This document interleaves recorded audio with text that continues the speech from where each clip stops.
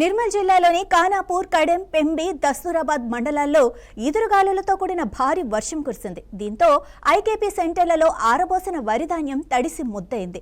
అసలే కొనుగోలు కేంద్రాలు ప్రారంభించి 10 రోజులే గడుస్తున్నా అడుగు కూడా ముందుకు పడలేదు. అధికారుల జాప్యం, కొనుగోలులో ఆలస్యం ఇవాళ రైతుల పాలిట శాపంగా మారిందని, 2 ట్రాక్టర్ల వడ్లు పండిస్తే ఈ వర్షానికి 1 ట్రాక్టర్కు పైగా వడ్లు కొట్టుకుపోయాయని ఆవేదన వ్యక్తం చేశారు. ప్రభుత్వం స్పందించి తమను వెంటనే ఆదుకోవాలని కోరుతున్నారు.